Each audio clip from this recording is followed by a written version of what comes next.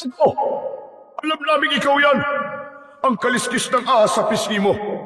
Ikaw lang ang batang may ganyan dito sa ating baryo. Ikaw pala ang batang may mga kamay na kobra. Kapitan! Hindi po ako masama! Kakampi niyo po ako! Hindi maaari ito. Tila nabot mo na ang lulok ng iyong kapangyarihan. Paano ito nangyari? At tapusin na kita, kamandag! Sisiguraduhin ko na ikaw naman na magmamakaawa sa akin ngayon! Ton! Magandang araw po sa inyong lahat.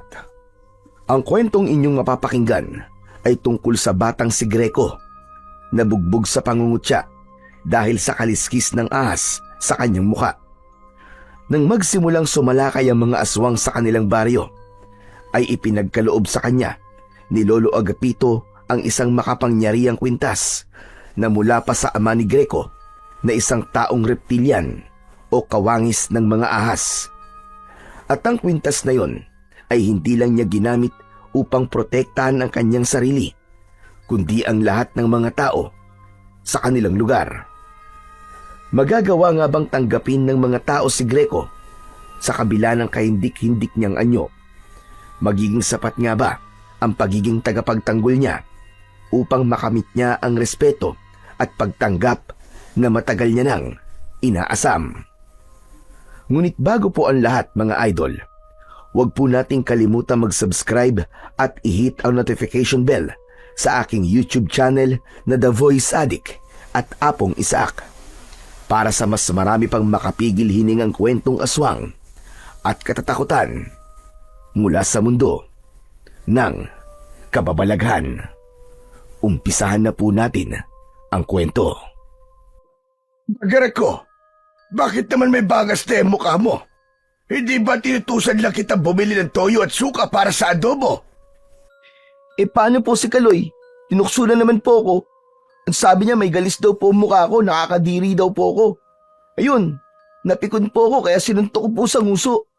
Tapos pinagtulungan po ako ng mga kaibigan niya. Kung hindi naman po sila madami, malamang si Kaloy po ang uuwing bugbog sarado. Ay, tama na yan. Hindi ba sabi ko sa'yo, kapag may nanunukso sa'yo, lalo na si Kaloy, ay pasok sa isang tenga, tapos labas sa isa pa. Sila rin ang mapapagod, makikita mo.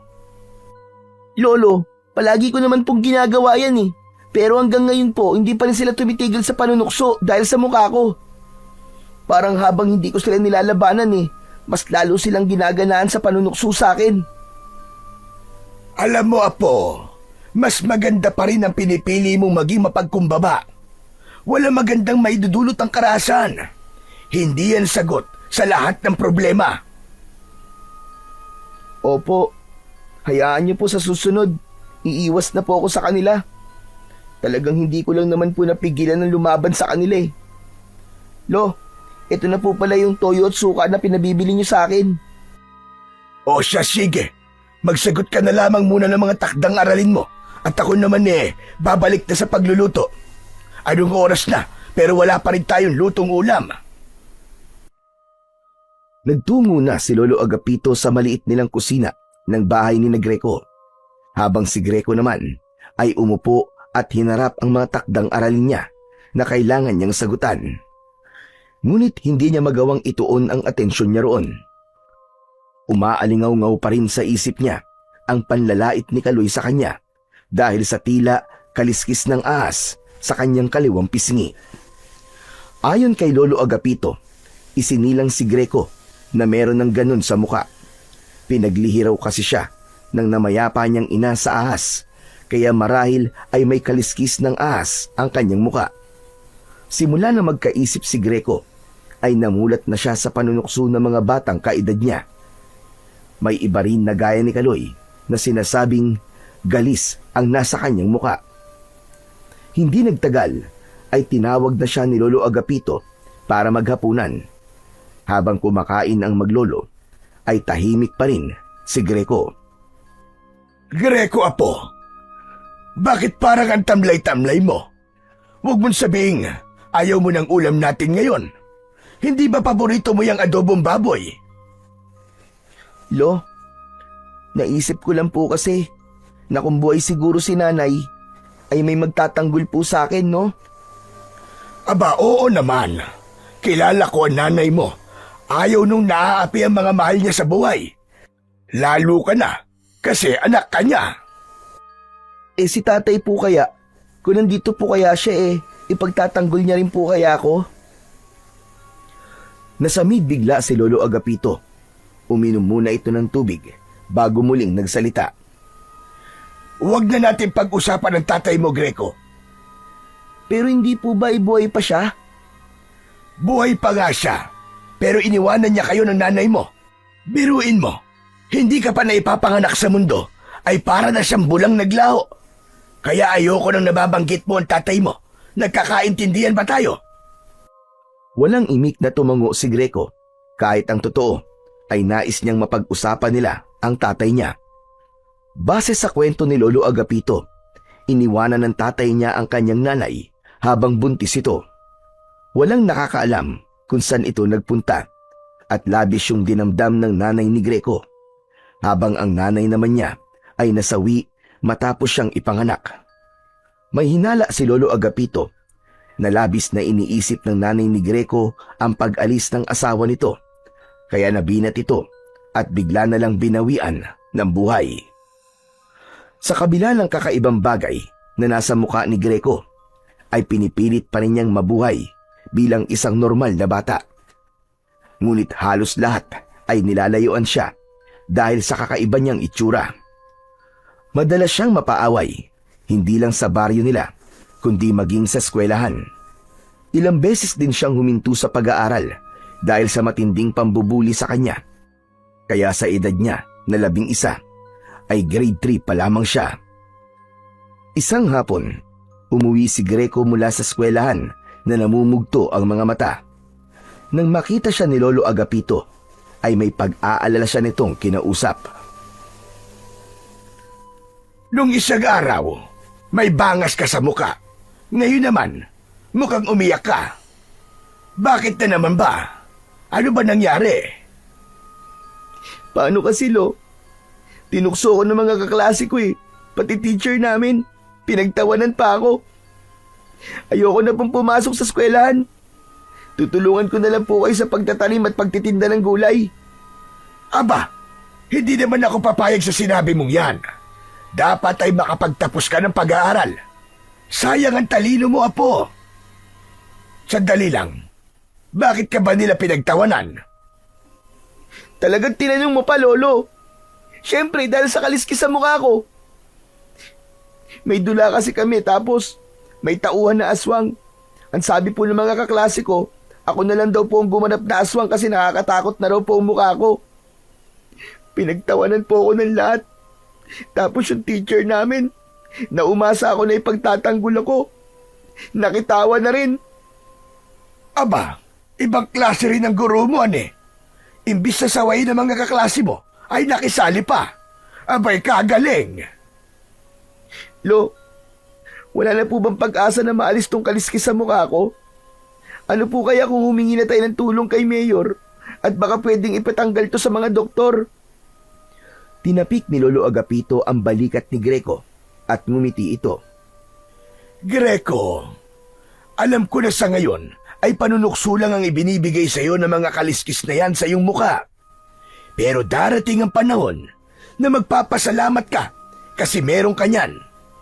Isa pa, yan ang pagkakakilanlan mo. Aba, kapag may nagtanong na sino nga ba yung batang may kaliskis ang mukha, hindi ba't ikaw kagad ang maiisip nila? Kahit na po, Lo. Ayoko pa rin po nito. Gusto ko po maging normal na bata. Normal ka, Greco. Huwag mong iisiping hindi. Huwag mong hayaan ng ibang tao na magdikta sa iyo kung ano ang normal sa hindi. Tandaan mo ito, apo. Ano man ang kapansanan o itsura ng isang tao, basta't wala siyang ginagawang masama o hindi siya nananapak ng ibang tao, ay wala siyang dapat na ikahiya. Sige na, magpalit ka na ng damit mo at ng malaban na yung uniforme mo. Hindi na lang nakipagtalo si Greco kay Lolo Agapito. Kahit maganda ang sinabi ng matanda, ay hindi pa rin siya nito nakumbinsi na walang mali sa kanya, lalo na't alam niya na naiiba ang itsura niya sa ibang batang kagaya niya. Kaya nangako siya sa kanyang sarili na kapag may trabaho na siya, ay mag-iipon siya ng pera at ipatatanggal niya talaga sa mahuhusay na doktor ang kaliskis ng ahas sa kanyang muka. Makalipas ang ilang araw, kumalat sa baryo ni Greco ang pagkawala ng mga alagang hayop. May mga nagsabi rin na natagpuan ng ilan ang mga alagang baboy at kambing sa bukana ng gubat na wakwak ang tiyan at durug-durug ang mga lamang loob. Kahit walang alagang hayop, ay nakaramdam pa rin ng pagkabahala si Greco at Lolo Agapito sa pangyayaring yun sa lugar nila. Nakakatakot na talaga ang nangyayari dito sa baryo natin, Apo. Wala namang ganito noon. Sino namang kaya ang salarin sa pagpatay at pagkawala ng mga alagang hayop? Kaya nga po nadaanan ko nga po kanina si Aling Tonya. Nagmumura kasi yung mga manok niya ay nakita niyang wala ng mga ulo paggising niya. Lo, hindi po kaya adik ang gumagawa nun? Pwede. Pero, pwede ring aswang. Aswang? Totoo po ba talaga ang mga aswang, Lo? Sa tagal ko po kasing nabubuhay, hindi pa po ako nakakakita ng aswang hanggang ngayon. Kung makapagsabi ka namang matagal ka nang nabubuhay, ay parang magkaedad lamang tayo. Pero Apo, totoo. Totoo mga aswang. Ilang beses na ako nakakita nun. Alam mo ba, nung ipinagbubuntis ng lolo mo, ang nanay mo, ay inaswang siya. Mabuti na nga lang at matapang ako. Kinuha ko yung matalas na itak. Tapos hinarap ko yung aswang. Ayun, natakot sa akin. Kaya umalis na lang siya at hindi na bumalik kahit kailan. Naniniwala po ako sa aswang, Lo. Pero dun po sa kinuwento nyo na natakot po sa inyo yung aswang, medyo may duda po ako Aba, huwag mo ko minamaliit ha. Hindi ba naikwento ko na sa'yo na ang angkan natin ay mula sa lahi ng mga antingero. May ilang anting-anting akong namana sa lolo ko nun at karamihan ay ginagamit sa pakikipaglaban sa mga aswang. Talaga po? Inasan po yung mga anting-anting nyo, Lo? Wala na. Nawala ng lahat. Nung nagkaroon kasi ng malakas na bagyo dito sa ating baryo nun, nagiba tong bahay natin. Natabunan ng putik ang mga gamit natin, kasama na nga yung mga anting-anting. Hindi ka pa ipinapanganak nun, kaya hindi mo yun alam. Nagpatuloy ang kwentuhan ni Greco at Lolo Agapito tungkol sa mga aswang at anting-anting. Nakuha ng mga bagay na yon ang atensyon ni Greco sa dahilang hindi niya malaman. Isang gabi, magkatabing nakahiga sa papag sina Greco at Lolo Agapito. Kapansin-pansin na hindi mapakali si Lolo Agapito sa pagkakahiga. Minsan ay tatalikod dito ng higa, tapos bigla namang titihaya. Nang marinig ni Greco ang mahinang pagdaing ng lolo niya, ay hindi niya na napigilang magtanong. Lo, ano po ba nangyayari sa inyo? Ang likot-likot niyo po matulog Hindi po tuloy ako makatulog. Sumasakit kasi ang likod ko, Apo. Naghahanap ako ng magandang pwesto sa paghiga para mabawasan ang sakit. Dahil siguro to sa maghapong pagtatanim ko. Kasi naman kayo, Lolo Ang sabi ko po sa inyo, tutulungan ko kayo. Pero ayaw niyo naman po. At sige po, bibili na lang po muna ako ng gamot sa sakit ng katawan. Ang alam ko po bukas pa naman po ang tindahan ni Aling Berta Wag na. Kaya ko naman tong tiisin. Matulog ka na at may pasok ka pa bukas sa eskwelahan. Hay naku, Lo. Sa tingin niyo po ba'y makakatulog po ako sa likod niyo? Sige na po, bibili na lang po ako ng gamot saglit. Hindi na nga nagpapigil pa si Greco kay Lolo Agapito. Tumayo siya at kumuha ng pera sa wallet ng lolo niya. Mag-isa siyang lumabas ng bahay nila at naglakad papunta sa tindahan ni na Aling Berta. Ngunit bago siya makarating sa tindahan, ay nakasalubong niya si Kaloy. Hindi niya sana ito papansinin, pero humarang ito sa daraanan niya. Mayabang siyang tinitignan ni Kaloy. Hoy! Bakit nasa labas ka pa ng ganitong oras, ha? Hindi mo ba alam na may aswang na gumagala? Aswang? Eh hindi pa nga sigurado kung aswang yung pumapatay sa mga hayop, di ba? Tsaka, bibili lang ako ng gamot ni Lolo. Tumabi ka nga dyan. Sa bagay, kung ako ang aswang, hindi rin kita bibiktimahin, no? Kasi, matatakot ako sa mukha mo. Hoy Kaloy, kung ako rin ang aswang, hindi rin kita kakainin. Kasi paniguradong maasim ang dugo mo. Lasang panis. Parang amoy ng kilikili mo. Nagusot bigla ang mukha ni Kaloy sa sinabing yun ni Greco. Agad niyang nakita ang pag-angat ng kamao nito para suntukin siya. Bago pa man dumapo ang kamao ni Kaloy sa mukha niya, ay mabilis niya na yung nahawakan. Matalim ang mga matang tinitigan ni Greco si Kaloy. Magpasalamat ka dahil masunurin ako sa lolo ko. Sinabi niya na wag akong makikipag-away sa'yo. Alam mo bang kayang-kaya kitang bugbugin ngayon, Kaloy? Hindi ako natatakot sa'yo, no? May kaliskis ng asa mukha. Inaano ka ba ng kaliskis ko sa mukha, ha? Wala ka ba magawa sa buhay mo? Kaya pati ako, na nananahimik ay ginugulo mo? Siguro, hindi ka mahal ng mama mo, no? Ha, at least, meron akong mama. Eh ikaw, wala na. Tigok na. Hindi nagustuhan ni Greco ang sinabing ni Kaloy. Mariin niyang pinisil ang kamao nito at narinig niya ang pagtunog ng mga buto nito roon. Aray! Aray ko, tama na! Tama na, masakit! Marahas na binitiwan ni Greco ang kamay ni Kaloy. Umuwi ka na, Kaloy. Dahil kapag nagdilim ang paningin ko sa'yo, bubugbugin talaga kita dito. Tandaan mo, wala dito ang mga tropa mo ngayon. Kayang-kaya kitang balasahin. Umanda ka lang talaga sa akin bukas sa school. Aabangan kita sa gate. Matapos yun, ay nagmamadaling tumakbo palayo si Kaloy. Napailing na lamang si Greco dahil napatunayan niya na matapang lang pala si Kaloy kapag kasama nito ang mga kaibigan nito. Isinantabi muna niya ang inis niya at nagpatuloy na siya sa paglalakad papunta sa tindahan. Nagpasalamat sa Diyos si Greco sapagkat bukas pa ang tindahan ni Aling Berta at nakabili siya ng gamot na kailangan ng kanyang lolo Agapito. Bago siya umuwi, ay nagpaalala si Aling Berta na mag-iingat siya dahil may mga nagsasabi na meron nang aswang sa baryo nila at yun ang salarin sa pagkawala at pagkamatay ng mga alagang hayop. Likas kay Greco ang pagiging matapang, kaya ipinagkibit balikat niya na lamang yon at kampante siyang naglakad pa uwi. Hanggang sa napahinto siya nang may naramdaman siyang tila may nakasunod sa kanya. Nang hilakbot si Greco nang may nakita siyang nakakatakot na nilalang na nakatayo ilang metro lamang ang layo mula sa kanya. Medyo mahaba ang braso nun at kitang-kita niya ang matutulis na kuko ng nilalang. Ang mata nun ay parang 2 bolang apoy na nagbabaga. Hindi na nagdalawang isip si Greco. Mabilis siyang tumakbo pero hinabol siya ng nilalang.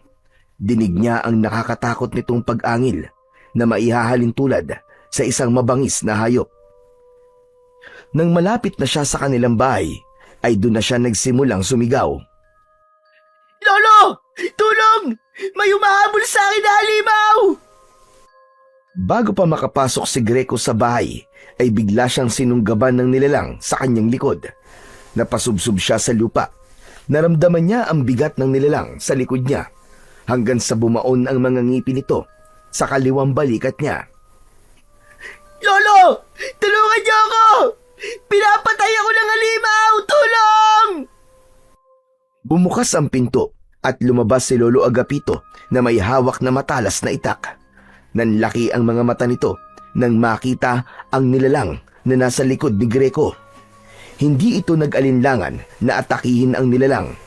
Malakas nitong tinaga ang batok ng nilalang.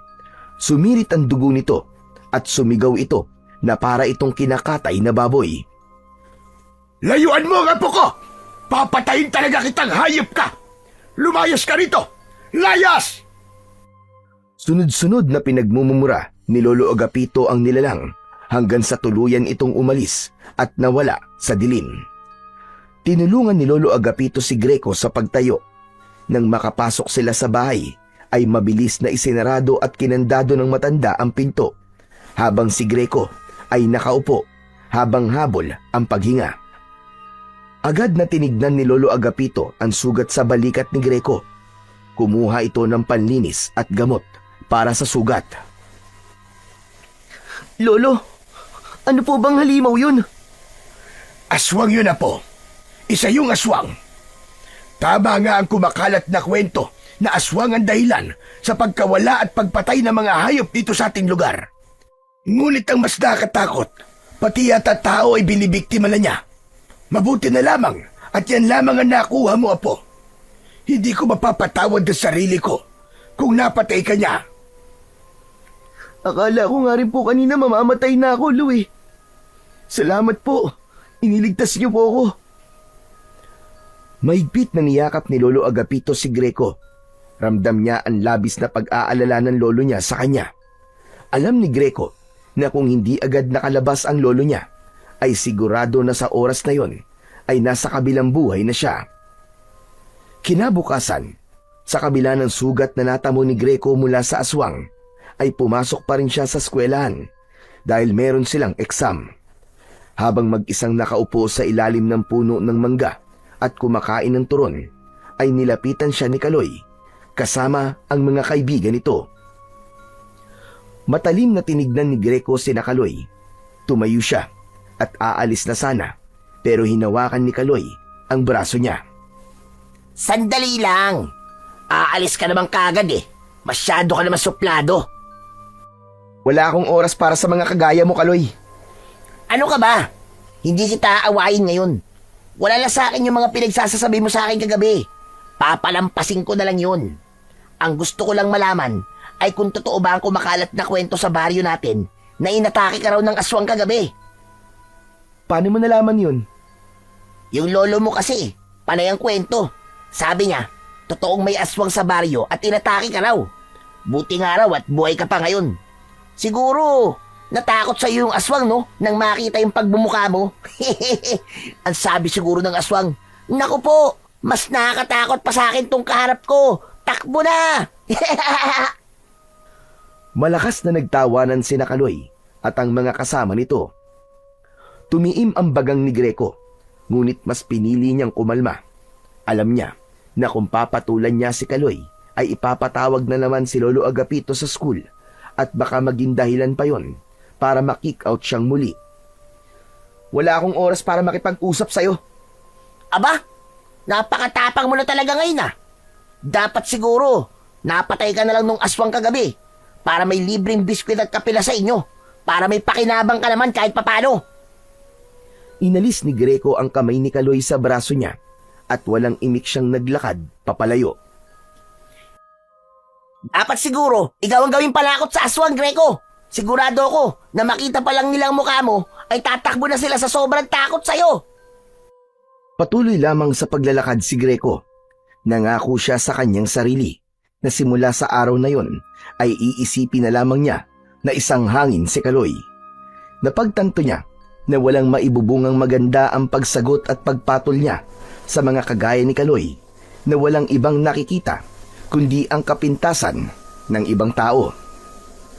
Dumating sa punto na hindi na lang mga hayop ang nawawala sa baryo ni Greco. Kumalat ang balita na nawawala ang binatang anak ng kanilang kapitan. Makalipas ang ilang araw, ay natagpuan ang naaagnas nitong bangkay sa loob ng gubat. Wala na ang lamang loob nito at maraming kalmot at kagat sa iba't ibang parte ng katawan. Sa bawat araw na lumilipas, ay mas lalo pang dumadami ang nawawala at natatagpuan na wala ng buhay. Doon na nga nagsimulang matakot ang mga tao. Wala nang nasa labas pagkagat ng dilim. Nabalot ng pangamba ang buong San Roque. Nagsimula na rin kumalat ang bulong-bulungan sa kung saan-saan tungkol sa aswang na gumagala sa kanilang baryo. May ilan na mas piniling umalis na lamang at manirahan sa malayong lugar. Ngunit ang mga kagaya ni Greco at Lolo Agapito na walang ibang mapupuntahan ay nanatili sa baryo. Isang umaga, napansin ni Greco na tahimik si Lolo Agapito habang nag-aalmusal sila. Hindi yun normal dahil sanay siya na magkwento ang matanda, lalo na kapag kumakain sila. Ramdam niya na may kung anong gumugulo sa isip ng kanyang lolo. Lo, kanina ko pa po napapansin. Bakit ang tahimik niyo po? May iniisip ka, no? Paanong hindi ako mag-iisip pa po? Nakakatakot na dito sa baryo natin. Kung may iba lang sana tayo mapupuntahan, sana'y umalis na tayo dito, gaya ng iba. Lo, hindi naman po tayo lumalabas tuwing gabi. Tsaka nag-iingat din po tayo. Palagay ko po ay okay na po yun, para hindi po tayo mabiktima ng aswang. Muntik lang naman po ako mapatay ng aswang dati, kasi nasa labas po ako. Hindi ganun kadaling maging ligtas sa isang lugar na may gumagalang aswang, Greco. Kayang-kaya nilang pasukin ang isang bahay kung nanaisin nila. Kaya nilang mag-ibang anyo para linlangin ang mga tao. Kung ako lang ang nandito, ay walang problema sa akin. Matanda na ako at handa na ako mamatay kahit na anong oras. Pero ikaw, Apo, ikaw ang inaalala ko. Napakabata mo pa at marami pang pwedeng mangyari sa iyong buhay. Lo, wag naman po kayo magsalita ng ganyan. Para po kasing nagpapaalam na kayo sa akin eh. Paano po ako, Lo, pag nawala po kayo? Saka, Lo, kaya ko naman po ang sarili ko eh. Sinusunod ko po ang mga sinasabi niyo sa akin para hindi po kayo nag-aalala. Alam ko, Apo. Pero hindi natin alam ang pwedeng mangyari sa mga susunod na gabi. Kailangan ay masiguro kung ligtas ka at kung sakali man ay meron kang panlaban sa aswang. Natigilan si Greco. Seryosong seryoso ang lolo niya at parang may iba pa itong nais sabihin. Maya-maya ay malalim na huminga ang matanda. Tumayo ito at may kinuha sa lumang aparador. Nang bumalik ito sa pagkainan, ay may hawak itong maliit na kahon na gawa sa kahoy. Inilapag nito yon sa gitna ng lamesa. Lo, ano po yan? Hindi sumagot si Lolo Agapito. Binuksan nito ang kahon at tumambad kay Greco ang isang kwintas na may kakaibang palawit. Ang palawit ay kulay itim na parang pinatigas na kaliskis. May kalakihan ang kaliskis, kaya sigurado siya na nagmula yon sa isang malaking hayop. Lo, ano po ang kwintas na yan? Naibibenta po ba yan, Lo? Ang gusto ko sana ay manatiling lihim ang bagay na ito. Pero sa nangyayari ngayon, dito sa ating baryo, ay wala na ako mapagpipilian pa, kundi ang sabihin sa iyo ang lahat. Greco, makinig kang mabuti sa akin.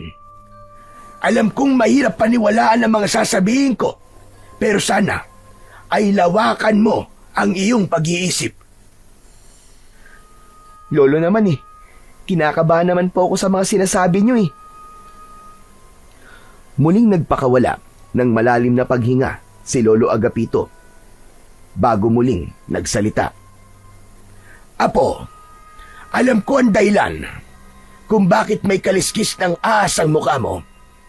Hindi yan dahil sa pinaglihi ng nanay mo sa ahas, kundi dahil ang tatay mo ay isang taong reptilian. Ang taong reptilian ay isang nilalang na kalahating tao at reptilian. Nagkataon na ang tatay mo ay kalahating ahas. Lolo naman eh, saan comics niyo po ba binasa yung sinasabi niyo? Apo, nagsasabi ako sa iyo ng totoo. Hari ng mga taong reptilya ng iyong ama, na si Serpino. Sa kabila ng nakakatakot niyang anyo, ay mabuti ang puso niya. Ang nais niya ay ang kapayapaan sa pagitan ng mga tao at ng lahi nila. Ngunit dahil sa nakakatakot na itsura nila, ay iniisip ng mga tao na masama sila. Umibig ang nanay mo kay Serpino. Kaya ka nabuo. Yan ang dahilan kung bakit meron kang kaliskis ng ahas sa iyong muka. Mula yan sa dugo ng iyong ama. Umalis ang ama mo, hindi para takasan ng responsibilidad niya sa iyo. Ginawa niya yon dahil alam niya na hindi magiging normal ang buhay mo kapag kasama niyo siya ng iyong ina. Napatda si Greco. Hindi niya alam kung ano ang mararamdaman niya sa mga sinabi ni Lolo Agapito. Pakiramdam niya ay isang napakalakas na bomba ng katotohanan ang sumabog sa kanyang harapan. Kinuha ni Lolo Agapito ang kwintas sa kahon at ipinakita yon kay Greco. Ang kaliskis na ito ay mula sa tatay mo. Ito ay dinasalan niya at niritwalan upang maging mutya ng kaliskis ng Haring Cobra. Bago siya umalis, ay ibinigay niya to sa iyong ina. Ang sabi niya, ibigay ito sa iyo sa takdang panahon dahil ito ang magiging proteksyon mo laban sa kahit na anong panganib at kapahamakan. Ang totoo ay hindi ko alam kung anong nagagawa ng mutya na ito, pero may tiwala ako kay Serpino. Alam ko na kapag ginamit mo ito, ay mabibigyan ka nito ng proteksyon mula sa mga aswang.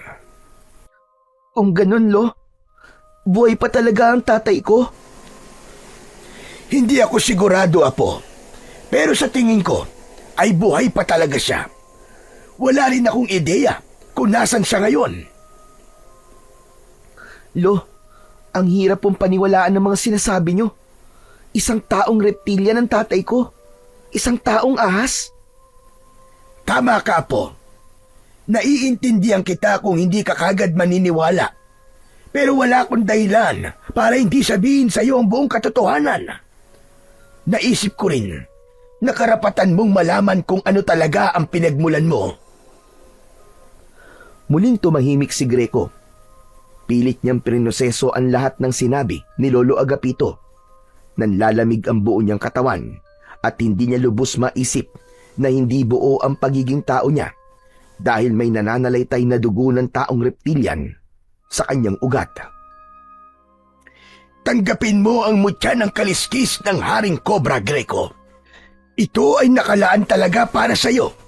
Ito ang magiging proteksyon mo laban sa mga aswang. Isuot mo ito kapag handa ka na at kapag may nararamdaman kang panganib sa paligid. May pag-aalinlangan na kinuha ni Greco ang kwintas. Nang nasa palad niya na yon, ay may kakaibang init siyang naramdaman mula sa kaliskis. Tila may maliliit na bultahe na kumikiliti sa kanyang palad, kaya napagtanto niya na totoong merong kapangyarihan ang isang piraso ng kaliskis na yon. Matapos malaman ni Greco ang buong katotohanan sa kanyang pagkatao, ay hindi na natahimik ang utak niya. Tinanggap na niya na ang tatay niyang si Serpino ay isang taong reptilian, kaya nais niya sanang makita ito at makausap upang ito mismo ang magsabi sa kanya ng lahat. Ngunit alam niya na sa panahong yun ay imposible yung mangyari, lalo na't maging si Lolo Agapito ay hindi alam kung nasaan ito. Isang gabi, nakadungaw si Greco sa bintana habang hawak ang kwintas na may kaliskis ng kanyang ama. Mataman niya yung tinitignan. Ano kayang klaseng proteksyon na maibibigay mo sa akin? Habang nakatingin si Greco sa kwintas, ay tila may boses na paulit-ulit na bumubulong sa kanya na isuot niya ang kwintas. Hindi niya namalayan na kusa nang gumagalaw ang mga kamay niya. Isinuot niya sa kanyang leeg ang kwintas. Bigla siyang nakaramdam ng init na mabilis na kumalat sa kanyang buong katawan. Parang may biglang dumaloy na kuryente sa kanyang mga ugat at sumakit ang ulo niya dahil pumintig yun ng malakas. Nanginig siya sa takot habang unti-unting sumisikip ang hininga niya na parabang may nagbabagong malaki sa loob niya na hindi niya kayang kontrolin. Mabilis na lumapit si Greco sa salamin na nakasabit sa dingding. Pakiramdam niya ay huminto ang paghinga niya nang makita niya na hindi na normal ang kanyang mga mata. Ang bilog na itim sa kanyang mata ay naging dilaw at pahaba gaya ng isang ahas. Napaatras siya at agad niyang napansin ang kanyang kamay. Napasigaw siya sa gulat nang makitang nagbago ang itsura ng kanyang mga kamay at naging dalawang ulo yun ng kobra. Gumalaw ang mga yon at lumalabas ang dila na parang may sariling buhay. Nang ibuka ng mga kobra ang bibig ng mga yon, ay nakita niya ang matutulis na pangil ng mga yon. Muling napasigaw si Greco sa labis na pagkabigla at takot. Lo! Lo, tulungan mo ako, Lo! Humahangos na pumasok sa bahay si Lolo Agapito. Ano ba nangyayari at sumisigaw ka? Naku, Diyos ko po! Maabagin langit! Ano nangyari sa'yo, Greco? Bakit may ganyan ang mga kamay mo? Maging si Lolo Agapito ay natakot sa itsura ni Greco. Kusang gumagalaw ang mga kobra niyang kamay na para bang yun ang may kontrol sa kanya. Hindi ko rin po alam, Lo. Isinuot ko lang naman po yung kwintas na binigay niyo sa akin eh. Tapos naging ganito na po ang itsura ko. Kapwa nataranta sina Greco at Lolo Agapito hanggang sa may narinig si Greco mula sa malayo na humihingi ng tulong. Kusang gumalaw ang katawan niya at bigla siyang tumalon sa bintana. Greco, Apo! Bumalik ka rito! Saan ka pupunta? Hindi ko po alam, Lo. Hindi ko po mapigilan ang mga paa ko. Tulungan niyo ako, Lo. Kahit anong pigil ni Greco sa pagakbang ng mga paa niya, ay hindi siya nagtagumpay. Tumakbo siya sa madilim na daan ng mabilis ang mga hakbang at halos hindi na dumidikit sa lupa ang kanyang mga paa. Hanggang sa makarating siya sa bukana ng gubat kung saan nakita niya ang isang lalaki na nakasubsob sa lupa. May sugat yon sa balikat habang may aswang na nakatayo sa paanan nito. Hindi nagdalawang isip si Greco. Itinaas niya ang kanyang mga kamay at agad na gumalaw ang dalawang kobra na parang handang umatake. Mabilis siyang sumugod sa aswang at inundayan niya ng suntok ang aswang gamit ang kanang kamay at agad kinagat ng kobra ang braso ng halimaw. Napaatras ang aswang at umungol ito ng dahil sa labis na sakit. Umatake ang aswang kay Greco at tumalon ito papunta sa kanya. Subalit maagap siyang yumuko at binigwasan ng suntok ang tiyan nito. Ang kobra sa kanang kamay niya ay bumuga ng berdeng malagkit na likido at tumama yon sa muka ng aswang, direkta sa mata. Nagsisisigaw ang aswang habang mabilis na nilulusaw ng kamandag mula sa kobra ang muka nito. Gumapang ang likido pababa sa liig nito hanggang sa umabot na sa tiyan. Para yung matapang na asido na sinusunog at nilulusaw ang bawat madaanan. Natunaw ang laman ng aswang hanggang sa umusok ang buong katawan nito at tuluyang humandusay sa lupa. Humihingal si Greco. Nanginginig siya sa pagod at kaba. Lumapit siya sa lalaking kanyang sinagip. Ngunit sa halip na magpasalamat ay nanlaki pa ang mga mata nito nang dahil sa takot. Napatingin ito sa mga kamay na kobra ni Greco at napasigaw ang lalaki, sabay takbo palayo. Ayos ah. Bigla na lang umalis. Salamat ah. Ikaw na nga niligtas eh. Ikaw pa ang tumakbo. Napako si Greco sa kanyang kinatatayuan. Tumingin siya sa kanyang mga kamay na hindi niya maikakaila na talagang kakaiba. Ano ba itong nangyayari? Bakit parang ang lakas-lakas ko kanina? Nang sandaling yon ay dumating na si Lolo Agapito. May dala itong kumot at itinakip nito yon sa mga kamay ni Greco. Pagkakita ng matanda sa walang buhay na katawan ng aswang ay nagulat ito. Diyos ko po, mahabagin langit! Greco, ikaw ba ang may gawa niyan? Hindi po ako, Lo. Ito pong dalawang kobra sa kamay ko. Para pong kinokontrol nila ako eh. Wala po akong nagawa. Ang mabuti pa ay sa bahay na tayo mag-usap. Mahirap na at baka may makakita pa sa'yo rito.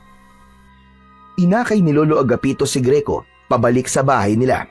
Nakayuko siya dahil baka may makakitang ibang tao sa kakaiba niyang mga mata. Habang ang kumot ay hindi niya inalis sa mga kamay niya na hanggang sa sandaling yun ay ulo pa rin ng kobra. Hindi nagtagal ay nakarating na sina Greco sa bahay. Mabilis na isinarado ni Lolo Agapito ang pinto. Magkaharap silang naupo sa sala. Marahang inalis ni Lolo Agapito ang kumot na nakatakip sa mga kamay ni Greco nang bigla na lamang muntik nang tuklawin ang matanda ng mga kobrang kamay ni Greco. Mabuti na lang ay mabilis yung nabawi ni Greco. Pambihira! Ano ba yung mga kobrang yan? Masyadong agresibo. Hoy, kayong dalawa! Huwag niyong sasaktan ng Lolo Agapito ko! Tila naintindihan ng dalawang kobra ang sinabi ni Greco at kumalma na ang mga yon. Maya-maya ay nababahalang tumingin si Greco sa kanyang lolo. Lo, ano pong gagawin natin? Ayoko pong ganito ang mga kamay ko. Hindi po ako makakapasok sa eskwelahan at di po ako makakalabas ng bahay. Lo, ano gagawin ko, Lo? Sandali at nag-iisip ako. Huwag kang mataranta. Ano wag mataranta, Lo? Sabihin niyo nga po sa akin. Kayo po ba kapag naging cobra ang mga kamay niyo, hindi po ba kayo matataranta? Matataranta natural. Pero hindi tayo makakapag-isip ng maayos kung di tayo kalmado. Pero hindi ba, at sabi mo kanina, ay naging ahas sa mga kamay mo nang isuot mo ang kwintas? Opo, tama po kayo. Kung ganon, sige, hubarin mo ang kwintas, Apo. Paano ko nga po mauhubad, Lolo? Ayaw po sumunod sa akin ng dalawang cobra na to. Oh. Kayo na lang po magubad ng kwintas ko, Lo. Hindi ba ako tutuklawin ng mga yan?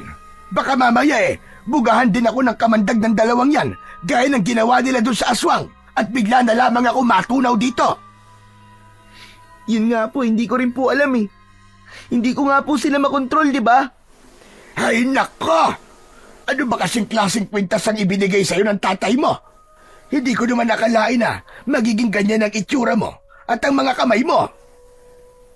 Sige na, Lo, alisin niyo na po yung kwintas. Baka po tama kayo na kailangan ko pong alisin ang kwintas na to para bumalik po ako sa dati kong anyo. Tumayo na si Lolo Agapito at pilit nitong kinalma ang kanyang sarili. Nang aabutin na nito ang kwintas, ay sabay na lumingon ang dalawang kamay na kobra ni Greco na parabang aatake ang mga ito. Oo, nakita mo na. Parang tutuklawin nila ako, Apo. Diyos ko, ayoko pang mamatay. Hoy! Ano ba kayong dalawa, ha? Hindi ba't sinabi ko na sa inyo na huwag niyo sasaktan si Lolo Agapito? Kapag sinaktan niyo siya, ipapaputol ko kayo, sige! Umurong ang mga kobra na parabang natakot ang mga yon sa sinabi ni Greco. Muling sinubukan ni Lolo Agapito na hubarin kay Greco ang kwintas at nagtagumpay na nga ito sa pagkakataon na yon. Nang maalis sa katawan ni Greco ang kwintas, ay naramdaman niya na tila may humugot ng lakas at enerhiya sa kaloob-looban ng kanyang katawan. Naging mabilis ang pagbabalik niya sa dati. Unti-unting lumiit at bumalik sa normal ang kanyang mga kamay at nawala na ang mga ulo ng kobra sa kanyang kamao. Maging ang mga mata niya ay muling bumalik sa normal. Manghang-manghang pinagmasdan ni Greco ang mga kamay niya. Lo, tama nga po kayo. Kailangan ko lang punghubarin ng kwintas para bumalik po ako sa dati kong anyo. Ang mga mata ko po ba, Lo? Tignan niyo nga po. Okay na ba? Patingin nga. Okay na, Apo. Normal ka na ulit. Sabi ko na nga, at kailangan mo lang hubarin ang kwintas. At kung gusto mo ulit na maging kobra ang mga kamay mo, ay isuot mo lang ang kwintas. Hindi na po. Ayoko na pong isuot ang kwintas na yan. Ayoko na pong maging cobra ulit ang mga kamay ko. Lalo na po parang sila po ang kumokontrol sa akin eh. Pero Greco, hindi mo ba naiisip na baka kaya ibinigay ng tatay mo ang kwintas na to sa'yo ay upang gamitin mo ito sa kabutihan at pagtulong sa mga tao? Hindi ko naman po kayo maintindihan, Lo eh. Paano po ako makakatulong sa mga tao gamit ang kwintas ng tatay ko? Tignan mo, yung ginawa mo kanina, yung pagpatay mo dun sa aswang. Hindi ba, tinulungan mo yung lalaki na tumakbo? Nakasalubong ko kasi siya kanina at sinabi niya na merong isang batang may ahas sa kamay na pumatay dun sa aswang. Sandaling natahimik si Greco at pinag-isipan ang sinabi ni Lolo Agapito. Oo nga po, tinulungan ko nga po siya. Pero natakot din po siya sa akin dahil sa itsura ko eh. Akala niya po yata aswang din ako. Ito na lang ang isipin mo, Apo. Dahil siguro nais ng tatay mo na makita ng mga tao na sa kabila ng nakakatakot na anyo ng mga taong reptilian ay kakampi sila ng mga tao. Hindi ba't nasabi ko na sa'yo na ang layunin ng iyong ama ay ang magkaroon ng kapayapaan sa pagitan ng mga tao at ng mga taong ahas? Ibinigay niya sa iyo ang kwintas upang gamitin mo ito sa pagtulong sa mga tao, upang makita ng mga tao na hindi kalaban ang inyong lahi. Ibig po bang sabihin ay makikipaglaban na po ako sa mga aswang mula ngayon? Kung kinakailangan ay oo, Greco. Hanggang sa makita ng mga tao, nakakampi ka at hindi kalaban. Pero siguro, Apo, gagawin mo yon na itatago mo ang totoo mong pagkatao at hindi mo ipapaalam na ikaw si Greco. Hindi ko po alam, Lo. Pero parang napakabigat naman po ng responsibilidad na yan para sa bata pong kagaya ko. Saka hindi ko po kayang kontrolin ng mga kamay ko kapag nagiging cobra sila. Nakita niyo naman po nangyari kanina. Hindi ko po napigilan ang pagtakbo ko. Kahit nga po yung pakikipaglaban ko sa aswang Hindi po ako ang gumawa nun, kundi yung dalawang cobra. Nasa katawan mo ang dalawang kobra, kaya ikaw ang dapat na kumontrol sa kanila. Matututunan mo rin silang kontrolin, Greco. Magtiwala ka lang. Kilala ko yung ama. Mabuti siya at hindi kanya ipapahamak. May dahilan kung bakit nais niyang gamitin mo ang mutya ng kaliskis ng Haring Cobra. Pag-isipan mo mabuti mga sinabi ko. Inabot ni Lolo Agapito ang kwintas kay Greco. Sandali niya yung tinitigan bago niya yun kinuha. Tinapik siya sa balikat ni Lolo Agapito, saka ito pumasok sa kwarto. Nang maiwang mag-isa si Greco sa bahay, ay nahulog siya sa malalim na pag-iisip. Nagtatalo ang puso at isip niya kung dapat ba niyang gamitin ang kwintas sa pagtulong sa mga tao o itago na lang niya yun at magpatuloy sa normal niyang buhay. Kinabukasan, mabilis na kumalat sa buong baryo ang kwento tungkol sa batang may kamay na kobra na lumaban at pumatay sa isang aswang sa bukana ng gubat. Maging sa mga katabing baryo ay umabot na rin ang kwentong yun. Nahati ang opinyon ng mga taga-baryo. May mga naniniwala nakakampi ang batang yun at isa yung tagapagtanggol dahil ito lamang ang nagkaroon ng lakas ng loob na labanan ng aswang. Ngunit may ilan ding natakot at naniwalang panganib ang dala ng batang yon dahil sa itsura nito. Nakarating kina Greco at Lolo Agapito ang usap-usapan ng mga tao. Habang nakahiga sila sa papag ng gabing yun, ay napag-usapan nila ang bagay na yun. Lo, sa tingin ko po ay hindi ko na dapat gamitin ang kwintas. Narinig ko po kasi kanina sa tindahan po ni Aling Berta na sinasabi daw po ng mga tao na halimaw daw po ako. Baka raw po mas masahol pa ako sa aswang. Mabuti na lang po talaga at hindi ako nakilala ng lalaking niligtas ko. Kung hindi, baka palayasin na po ako ng mga tao dito sa atin. Pero may mga nagsasabi rin, nakakampi ka at tagapagtanggol. Marami sila, Greco. Sila ang pakinggan mo at huwag ang mga taong nagsasabi na kalaban ka.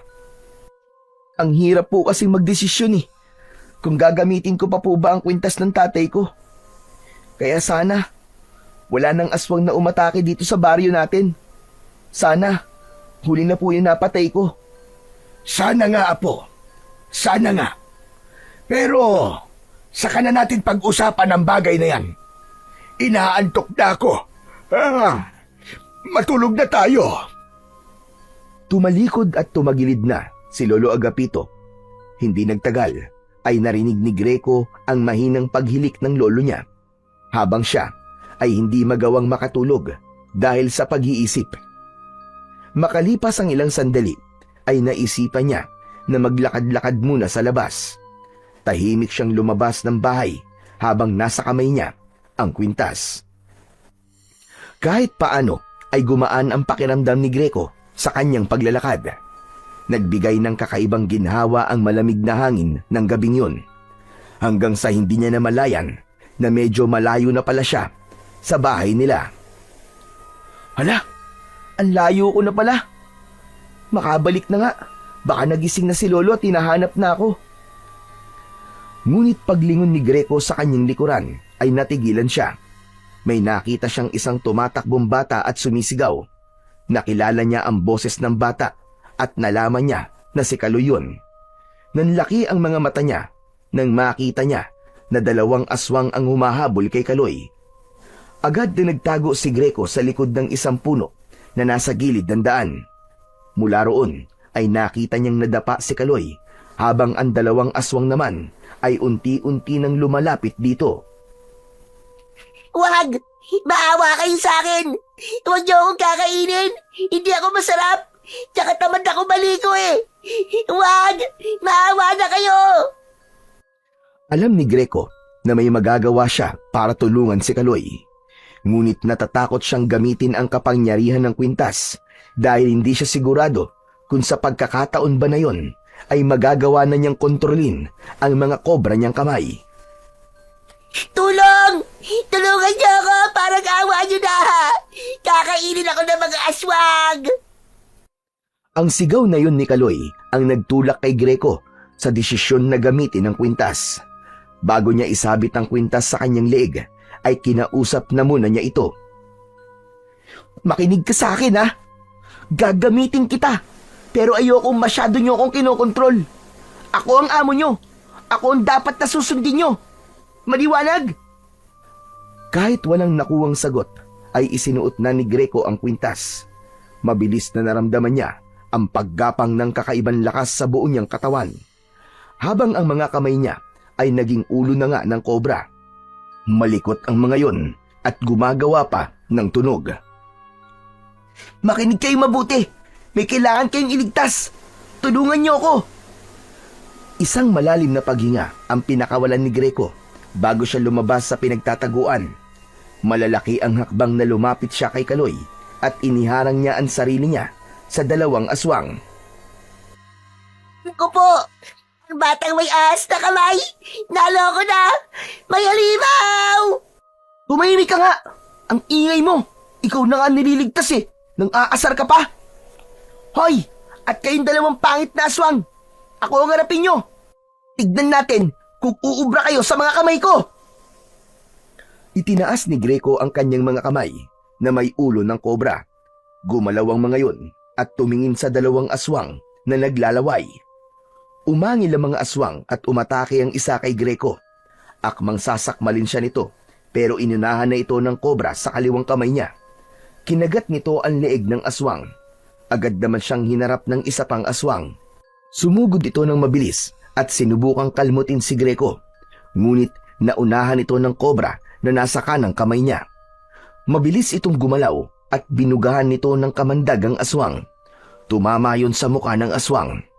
Napasigaw ang halimaw habang umaatras at pilit na inaalis ang kamandag na mabilis na lumusaw sa buong mukha nito. Nakawala ang isa pang aswang mula sa pagkakakagat ng kobra sa isang kamay ni Greco. Umatras ito at sinubukang kagatin si Greco. Sinalubong ito ng 2 kobra at tinuklaw ang magkabila ang balikat ng aswang. Saka nagbuga ng kamandag ang mga yon. Nanginig ang buong katawan ng aswang habang nilulusaw ng kamandag ang katawan nito. Bumagsak ito sa lupa, gaya ng isang aswang. Si Kaloy na kanina ay wala ng kapag-apag-asa, ay tulalang nakatingin lang kay Greco. Marahan itong tumayo at hindi inalis ang tingin sa kanya. Ligtas ka na. Umuwi ka na sa bahay niyo. Sa susunod, huwag ka nang gumagala ng gabi. Sandali! Parang kilala kita! Greco? Greco, ikaw ba yan? Nanlamig si Greco. Hindi niya inasahan na sa kabila ng pagbabago sa itsura niya at mga kamay niya ay tila nakilala pa rin siya ni Kaloy. Agad niyang iniwas ang mukha niya rito. Hindi. Hindi Greco ang pangalan ko. At hindi ko kilala ang Greco na sinasabi mo. Hindi ko siya kilala. Hindi ako pwede magkamali, no? Yang kaliskis sa pisngi mo, ganyan din ang kaliskis ni Greco sa mukha niya. Ikaw nga si Greco. Pero, paano ka nagkaroon ng mga kamay na kobra? Bakit ba ang kulit mo? Hindi nga sabi ako si Greco eh. Sa pagtaas ng boses ni Greco, ay naalerto rin ang dalawang kobra at takmang aataki ng mga ito si Kaloy. Nanlaki naman ng mga mata ni Kaloy dahil halos 1 pulgada na lamang ang layo ng ulo ng dalawang kobra sa mukha nito. Tumigil kayo! Huwag niyo siyang sasaktan! Hindi na hinintay pa ni Greco na makapagsalita si Kaloy. Tinalikuran niya na ito at malalaki ang mga hakbang siyang lumayo. Maya-maya pa ay tumakbo na siya. Delikado to. Nakilala ako ni Kaloy. Sigurado akong ipagkakalat niya na ako ang batang may kamay na kobra. Labis na natakot si Greco sa mga susunod na mangyayari. Alam niya na kahit may ilan na naniniwalang mabuti siya, ay mas mananaig pa rin ang mga iniisip na kalaban siya. At ayaw niyang madamay ang kanyang lolo Agapito sa pwedeng gawin ng mga tao sa kanya. Kaya isang bagay lang ang naisip niyang gawin. At yun ay ang lisanin na ang kanilang baryo. Pagdating ni Greco sa bahay nila, ay nagawa na niyang hubarin ng kwintas gamit ang bibig ng isang kobra. Naramdaman niya na sa pagkakataong yun, ay unti-unti niya nang nagagawang kontrolin ang dalawang kobra sa kanyang kamao. Nang bumalik siya sa normal niyang anyo, ay dumiretso siya sa kwarto at ginising niya ang kanyang lolo Agapito. Agad na nagising ang matanda at may pagtataka na tumingin ito kay Greco. Aba, Apo, bakit pawis na pawis ka at parang pagod na pagod ka? Ano bang ginawa mo? Lo, kailangan ko na pong umalis dito sa baryo natin. Kailangan ko po magpakalayo-layo. Mag-iempake na po ako ng mga gamit ko. Mabilis na kinuha ni Greco ang bag niya na ginagamit niya sa eskwelahan. Inalis niya ang mga laman nun at isa-isa niyang kinuha ang mga damit niya na nakalagay sa kahon. Isinilid niya ang mga damit niya sa kanyang bag. Naguguluhan naman na lumapit si Lolo Agapito at pinigilan ang mga kamay ni Greco. Sandali nga! Ano ba nangyayari, Greco? Bakit aalis ka? Lo, may nakalaban po akong 2 aswang kanina. Napatay ko po sila. Habang tulog po kasi kayo, lumabas po muna ako eh. Tapos, nakita ko po si Kaloy na hinahabol ng mga aswang kaya tinulungan ko po siya. Pero lo, masama. Nakilala po ako ni Kaloy eh.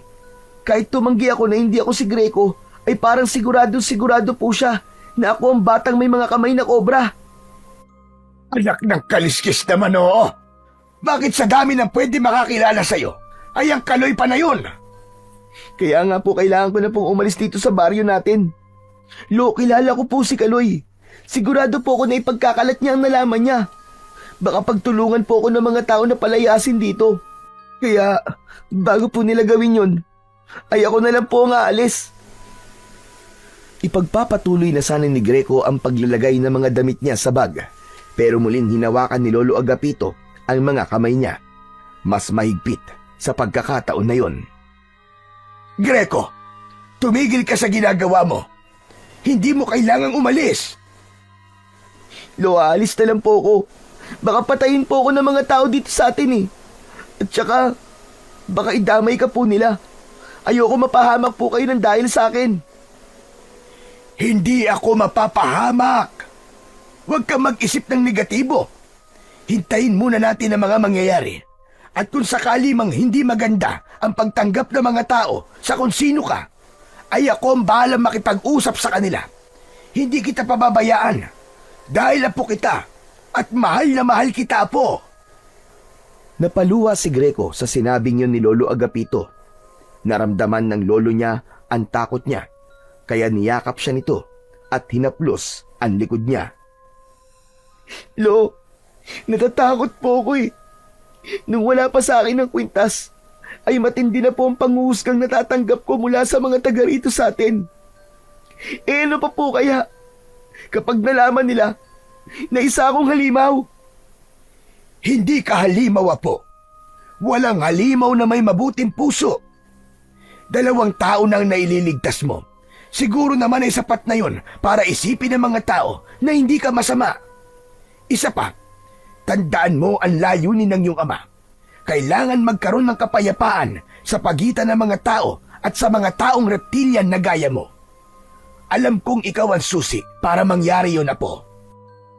At malay mo, kapag magkasundo na ang lahi mo at ang mga tao, ay magkaroon na ng lakas ng loob ang iyong ama na magpakita sa iyo. Bahagyang kumalma si Greco sa sinabing yun ni Lolo Agapito. Bagamat natatakot pa rin siya, ay pinili na lamang niyang alisin ang lahat ng negatibong bagay na tumatakbo sa kanyang isipan. Nang sumunod na araw ay maagang nagising si Greco. Tahimik siyang nakaupo sa may bintana ng kanilang kubo habang pinagmamasdan ang mga tao sa labas. Inasahan niyang anumang oras ay may kakatok sa kanilang pinto at palalayasin siya sa kanilang lugar. Malakas ang pakiramdam niya na sa oras na yon ay nagawa ng ipagkalat ni Kaloy ang nalaman nito tungkol sa kanya. Ngunit habang lumilipas ang oras ay nananatiling payapa ang paligid. Sa mga sumunod na araw, ganun pa rin ang takbo ng mga bagay-bagay. Habang abala ang mga taga-baryo sa kanilang pang-araw-araw na gawain, si Greco naman ay patuloy na nag-aabang at laging may kaba sa dibdib. Dahil doon ay nagtaka si Greco. Isang umaga, habang abala si Lolo Agapito sa pagsisibak ng kahoy sa likod ng bahay, ay nilapitan niya ito at kinausap. Lo, nagtataka lang po ako. Bakit po kaya hanggang ngayon wala pa rin pong pumupunta mga tao dito sa bahay natin para palayasin ako? Aba, bakit? Gusto mo bang mangyari yon? Hindi naman po. Nagtataka lang po ako kasi sigurado po ako nasasabihin ni Kaloy ang mga nalaman niya tungkol sa akin. Huminto si Lolo Agapito sa ginagawa at tumingin kay Greco.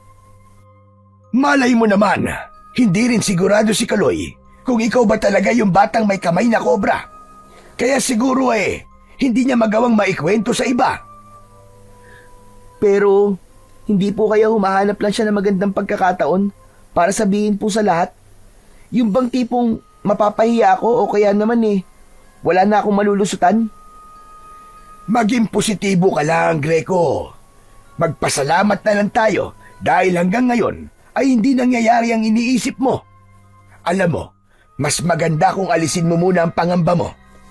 Baka mamaya mapabayaan mo na ang pag-aaral mo ng dahil dyan. Kaya nga po Siguro po tama po kayo, Lolo. Mapapraning lang po ako sa kakaisip. Saka ko na lang po poproblemahin ang problemang yan kapag nandyan na. Yan! Ganyan nga! Isa pa, hindi kita pababayaan, Greco.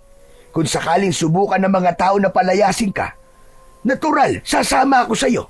At kung saktan ka naman nila, ay lalabanan ko sila. Humantalan talaga sila sa akin. Napuno ng kasiyahan ang puso ni Greco. Napagtanto niya na napakapalad niya dahil may lolo siyang kagaya ni Lolo Agapito na sa kabila ng pagkakaroon niya ng dugo ng taong reptilian ay hindi siya nakaramdam ng panghuhusga mula rito. Bagkus, labis na pagmamahal at pag-aaruga pa ang palagi nitong ipinaparamdam sa kanya. Kinagabihan, bago matulog sina Greco at Lolo Agapito, ay nagdasal muna sila sa maliit na altar na nandun sa sala nila. Lumuhod sila roon at matiimtim silang nanalangin. Ipinagdasal ni Greco ang kaligtasan nila ng kanyang lolo, lalo na't wala silang ideya kung may mga aswang pa ba na sasalakay sa kanilang baryo. Hiniling din niya sa Diyos na gabayan siya, maging ang pagtanggap ng mga tao kung sakaling malaman ng mga ito ang totoo niyang pagkatao, ay hiniling din niya sa Panginoon. Matapos magdasal, ay nagtungo na sina Greco sa kwarto. Hihiga na sana sila nang makarinig sila ng sigawan ng mga tao sa labas. May pagtatakang nagkatinginan ang dalawa. Lolo, ano po kaya yun? Bakit nagsisigawan po ang mga tao? Aba, malay ko. Wala naman ako sa labas. Sandalit sisilipin ko. Baka may lasing na namang nagwawala. Nagmamadaling binuksan ni Lolo Agapito ang bintana. Sumunod naman si Greco at sumilip na rin siya. Nang hilakbot siya, nang makita ang nakakakilabot na tanawin sa labas. Napakaraming aswang ang sumasalakay sa kanilang baryo. May mga hinahabol ang mga tao at meron ding pumapasok sa mga bahay. Napaatras si Greco. Kinuha niya ang kwintas ng mutya ng kaliskis ng haring kobra na nakasabit sa likod ng pinto ng kanyang kwarto. Lolo, kailangan ko pong tulungan ng mga tao. Walang ibang maaaring tumulong sa kanila, kundi ako lang. Masaya ako na nasasabi mo na yan ngayon, Apo. Sige, harapin mo na mga aswang. Alam kong kayang-kaya mo sila. Mag-iingat ka, Greco. Walang pagdadalawang isip na isinuot ni Greco ang kwintas nang maging kobra na ang mga kamay niya at nagkaroon na ng pagbabago sa kanyang mata ay agad siyang lumabas. Sa paglabas niya ay may mga taong nakakita sa kanya. Marami ang natakot dahil sa itsura niya. Hindi niya yun binigyan ng pansin dahil ang tanging nasa isip niya ng mga sandaling yun ay ang mailigtas ang lahat ng tao. Nakuha ni Greco ang atensyon ng mga aswang. Tumingin ang mga yon sa kanya na para bang tinatansya ng mga yon kung kalaban ba siya o kauri ng mga ito. Isang aswang ang unti-unting lumapit kay Greco. Kusang gumalaw ang kobra sa kanang kamay niya. Binugahan nito ng kamandagang aswang na agad na lumusaw dito. Doon na nagkagulo ang mga aswang. Hoy! Mga pangit na aswang! Kung iniisip nyo, nakakampi nyo ako dahil gaya nyo ay nakakatakot ang aking itsura, nagkakamali kayo. Bibigyan ko pa kayo ng pagkakataon para umalis dito. Pero kung magmamatigas kayo, ay mapipilitan akong paslangin kayong lahat. Magkakasabay na umalulong ang mga aswang. Nanlilisik ang mga mata ng mga ito habang nakatingin kay Greco. Inihanda ni Greco ang sarili niya. Hindi siya sigurado kung kaya niyang makipaglaban sa ganong karaming aswang, ngunit hindi rin niya kayang walang gawin at hayaan na mamatay ang mga tao sa kanilang baryo. Sumugod ang unang grupo ng mga aswang. Tumalon si Greco at ginamit niya ang liksi ng katawan upang salubungin ang isang aswang sa ere. Umikot siya sa ere at pinaikot niya ang kanyang katawan sabay tadyak sa muka ng kalaban. Habang ang isang kobra niyang kamao ay tumuklaw sa balikat nito. Nahulog ang aswang at nangisay. Isang aswang naman ang sumugod muli sa likuran niya. Nang maramdaman yun ni Greco ay bigla siyang yumuko at malakas na pumulupot ang kamay niyang kobra sa leeg nito. Nang marinig niya ang pagkabali ng buto sa leeg ng aswang, ay agad niya yung pinakawalan. Dalawang aswang pa ang umatake kay Greco, subalit mabilis na pinakawalan ng dalawang kobra ang kamandag ng mga ito. Tinamaan ang isa sa muka at nagsisisigaw ito ng dahil sa labis na sakit habang natutunaw ang balat. Ang isa ay nakalapit at sinubukang kagatin si Greco, pero mabilis siyang lumundag pa atras. Hinayaan niyang gumalaw ang mga kobra niyang kamay. Dinuraan ng mga ito ang aswang na yon. Naging sunod-sunod ang mga aswang na umatake kay Greco, hanggang sa napaligiran na siya ng mga aswang. Subalit mabilis na nag-isip si Greco. Itinutok niya sa kaliwat kanan ang mga kamay niyang kobra at mabilis siyang umikot habang walang tigil na nagpapakawala ng kamandag ang dalawang kobra. Halos magkakasabay na bumagsak ang mga aswang na nasa paligid ni Greco. Lahat ay tinamaan ng kamandag at nangingisay sa lupa habang unti-unting nalulusaw. Nang makita ng mga natitirang aswang ang sinapit ng kanilang mga kasama, ay napaatras sa mga yon. Mabilis na tumakas sa mga aswang dahil sa labis na takot kay Greco. Labis ang kasiyahan ni Greco nang makita niya na marami siyang napatay na mga aswang. Ngunit ang ngiti sa labi niya ay napalitan ng pagkabahala nang mapansin niya ang mga tao na unti-unting lumalapit sa kanya. Marami roon ay may mga dalang itak at kutsilyo. Isa sa mga may hawak ng itak ay ang kanilang kapitan na si Kapitan Waldo. Greco, alam namin ikaw yan. Ang kaliskis ng ahas sa pisngi mo. Ikaw lang ang batang may ganyan dito sa ating baryo. Ikaw pala ang batang may mga kamay na kobra. Kapitan, hindi po ako masama. Kakampi niyo po ako! Hindi! Hindi kami naniniwala. Nakita namin ang kaya mong gawin at sigurado na hindi lang sa mga aswang mo yung gagawin, kundi sa aming mga tao rin. Lumapit si Lolo Agapito kay Greco at mahigpit siya nitong niyakap. Inalis nito ang kwintas at bumalik na si Greco sa normal niyang anyo. Kapitan, magulos dili kayo. Totoo ang sinabi ni Greco. Huwag niyo siyang husgahan dahil lang sa itsura niya. Tignan niyo. Siya si Greco. Siya ang apo ko. Kaya niyang bumalik sa pagiging tao. Wala kaming pakialam, Lolo Agapito. Siguro kaya pinapatay niya ang mga aswang ay para wala siyang kaagaw sa pagkain sa mga tao. Ang dapat sa apo mo ay palayasin. Mas lalong natakot si Greco nang may sumigaw na mas maganda kung papatayin na lang siya. Naging sunod-sunod na ang sigawan ng mga tao at halos lahat ay gustong patayin si Greco. Mas lalong humigpit ang pagkakayakap ni Greco at Lolo Agapito sa isa't isa. Kung papatayin niyo si Greco, ay patayin niyo na rin ako. Umalis ka dyan, Agapito. Huwag mong protektahan ang halimaw na yan. Tumigil ka, Kapitan. Apo ko ang sinasabi mong halimaw. Patuloy sa sigawan ng mga tao. May mga nagsasabi na pati si Lolo Agapito ay dapat ding patayin dahil baka daw pati ito ay halimaw na rin, kagaya ni Greco. Nagkakamali kayo! Hindi halimaw ang lolo ko! Ako na lang ang patayin niyo! Lolo, umalis ka na! Hayaan mo nang gawin ng mga tao ang gusto nila! Mula sa kumpulan ng mga taong nakaikot kina Greco at Lolo Agapito ay lumabas si Kaloy. Hingal na hingal ito. Laking gulat ni Greco nang tumayo ito sa harapan niya habang nakaharap sa mga tao. Kung papatayin niyo si Greco, ay patayin niyo na rin ako. Kaloy, anong ginagawa mo? Kung hindi ako niligtas ni Greco, ay patay na sana ako ngayon. Pinatay na sana ako ng aswang. Utang ko sa kanya ang buhay ko. Umalis ka dyan, Kaloy. Huwag ka nang dumagdag sa problema namin. Talagang iniisip nyo na halimaw si Greco? Siguro halimaw ang panlabas niya, pero hindi ang panloob niya. Kahit palagi ko siyang inaaway, ay iniligtas pa rin niya ako. Saka hindi ba kayo nag-iisip? Kapag pinatay niyo si Greco, sino ba lalaban sa mga aswang? Sino ba magtatanggol sa atin? Sa tingin niyo ba, ay wala nang aswang ang sasalakay dito sa baryo natin? Marami pang nakatakas, nakita niyo naman. Sigurado ba kayo na hindi na sila babalik dito para patayin tayong lahat? Para magigante? Hindi makapaniwala si Greco na si Kaloy ang nagsabi ng mga salitang yun. Hindi ganun ang pagkakakilala niya kay Kaloy. Ang alam niya ay puro panglalait ang lumalabas sa bibig nito.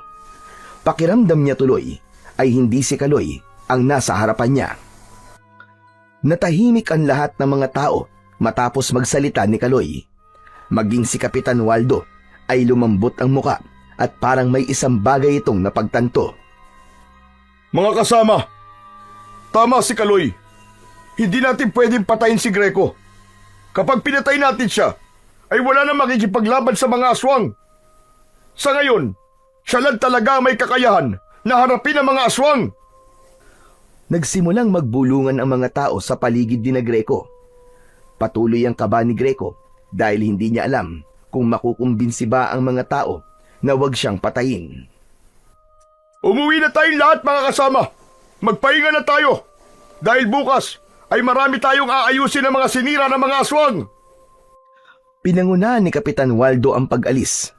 Matapos yun, ay isa-isa nang umalis ang mga tao hanggang sina Greco, Lolo Agapito at Kaloy na lamang ang natira roon.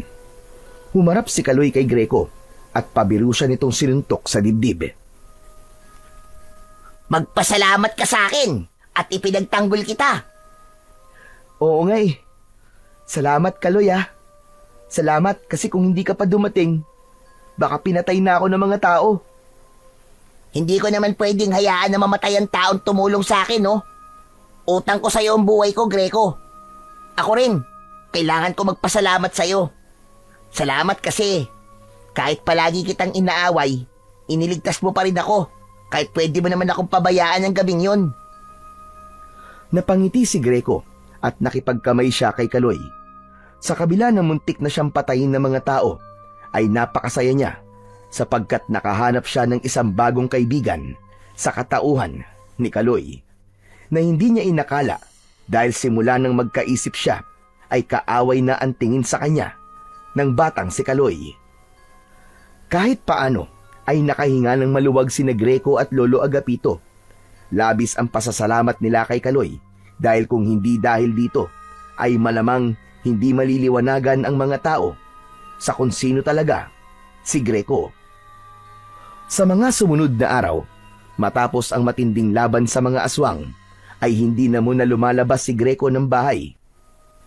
Greco, apo, hindi ka pa rin ba papasok sa eskwelahan? Aba, 3 araw ka ng liban na. Nahihiya pa rin po kasi ako lumabas, Lo eh. Panigurado po, alam na rin po sa school kung ano ko. Naiintindihan kita. Pero sana ay hindi magtagal na nakakulong ka lang dito sa bahay. Kasi sa totoo lang ay wala kang dapat na ikahiya. Para sa akin ay isa kang bayani, apo. Ngunit kahit hindi pa kayang lumabas ng bahay, ay nalilibang pa rin si Greco dahil madalas siyang puntahan doon ni Kaloy. Nakikipaglaro ito sa kanya at kinakausap din niya ito tungkol sa iba't ibang bagay. Ipinaalam na rin niya kay Kaloy ang tungkol sa kanyang ama at sa kwintas na siyang dahilan kung bakit nagbabago ang kanyang anyo. Tol, pwede ko kayang isuot yung kwintas mo? Malay mo, maging dragon naman ang mga kamay ko, di ba? Tapos, bubuga ng apoy. Nako, mas astig yun.